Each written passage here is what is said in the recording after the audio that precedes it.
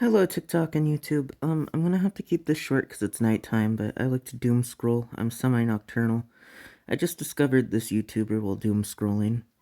Apparently a lot of DVDs are famous for failing, especially Warner Bros. Ones. I have personal experience with this because I believe Scott Pilgrim. No, that was Universal Pictures. Okay, I'm an idiot, but my Scott Pilgrim copy was cracked through the center. Made me depressed. And you may or may not know this, but actually, archiving physical media that you own is legal.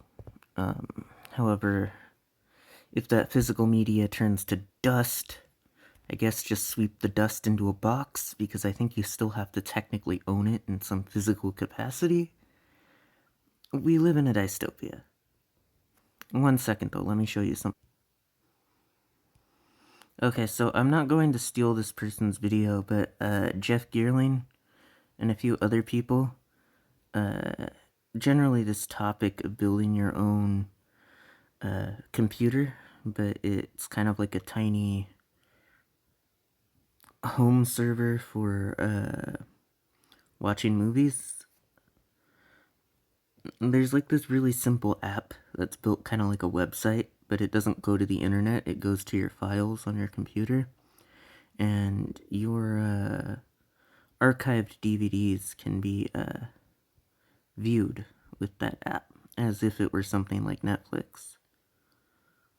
Now that is GitHub. That's not what the app looks like. Let's see. It probably shows it more earlier.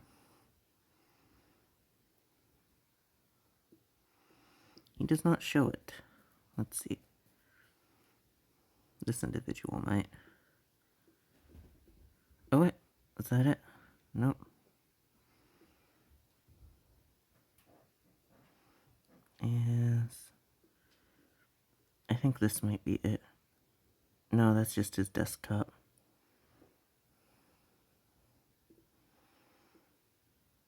I don't know, but it has a custom user interface.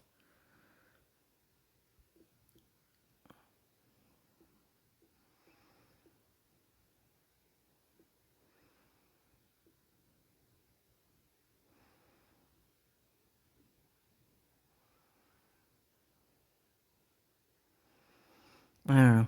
I can't find footage of it. I'm unwilling to just sift through hours of content. Good old Linus Tech Tips. 1 second. It looks like you can take your server and make it act like a little Roku channel. He's advertising Plex, but I think Jellyfin, the one we were looking at a minute ago, is the same.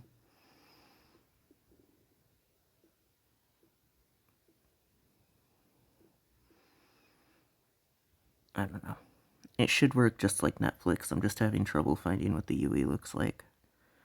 I know that's important to some people. I'm not necessarily proficient, but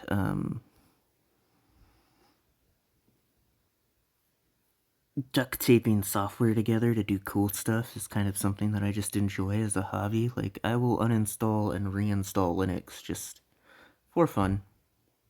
No reason, I like watching it load. That's all. Anyways, yeah, so that. Let's see, what else did I want to talk about?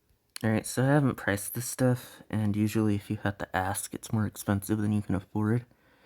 But, I mean, in an ideal world, there would be, like, multiple ways to get this. And, we would store our libraries on stuff like this. It's, 500 years proof, if you keep it in a dry, room temp or colder, but not freezing, because then you get water condensation, environment.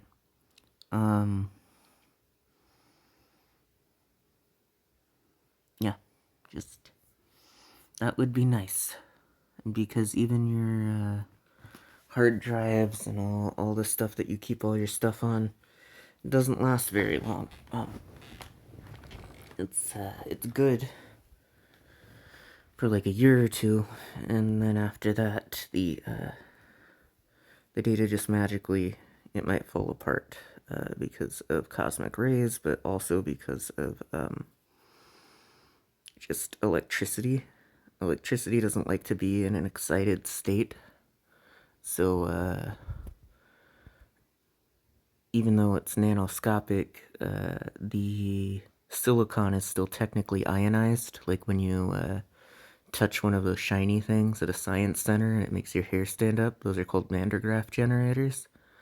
And then you touch something metal and there's a zap and then your hair falls down again. It's like that, but better, but it's still like that.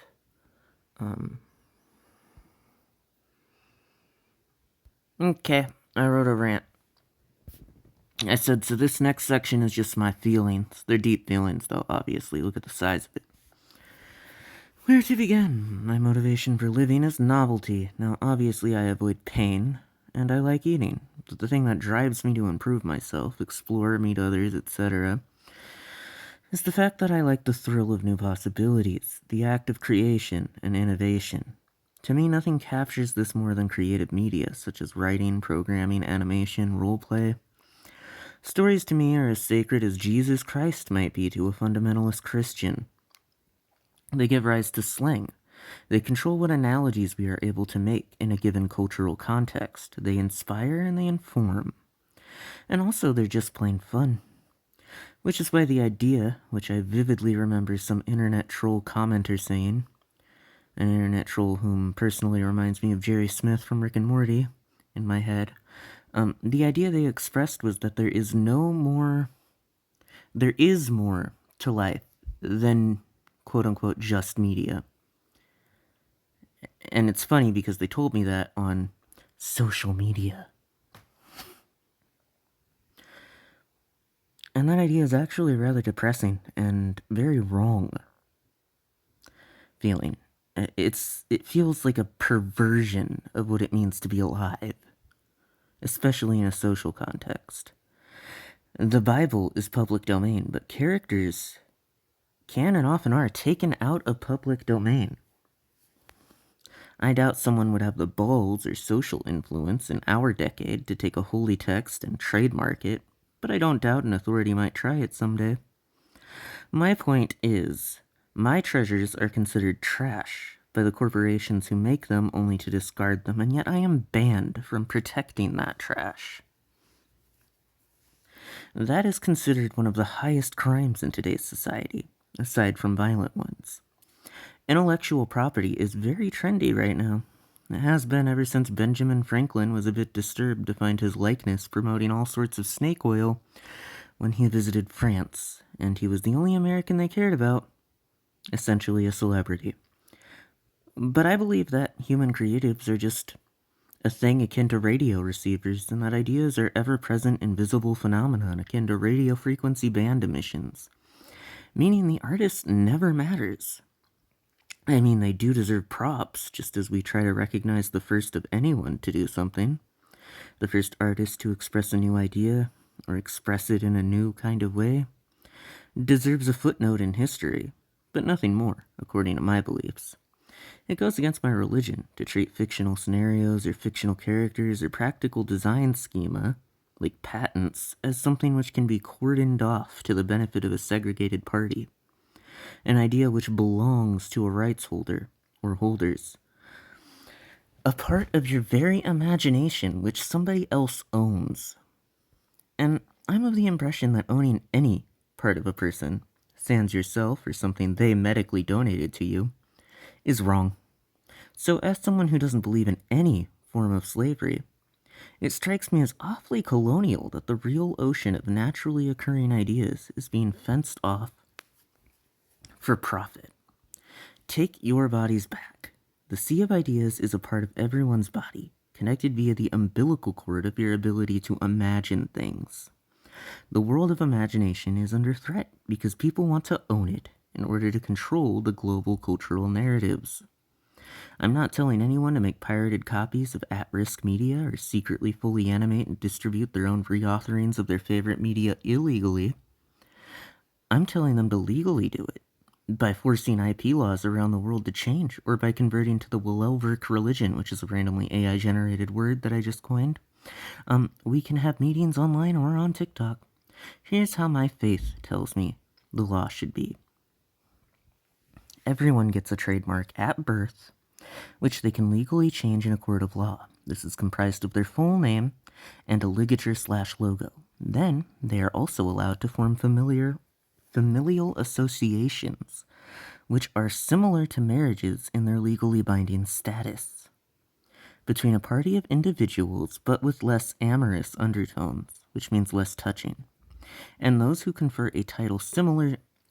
And those marriage-like relationships which give you a new trademark confer a title similar to a lordship, which contains the full name of the group and the group's logo. No two logos between persons or parties may be the same. All persons are important persons, and identical full names between persons will be discouraged on a basis of distance between initial residences. However, no logo/ligature may be identical between persons or parties.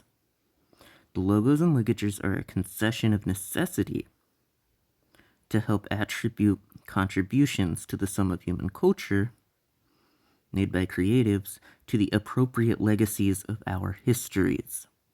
That is all. Because you can't, shouldn't, and shan't own ideas, according to what I believe. It's literally a perversion of nature and a form of cruelty. Alright, that's all. See ya.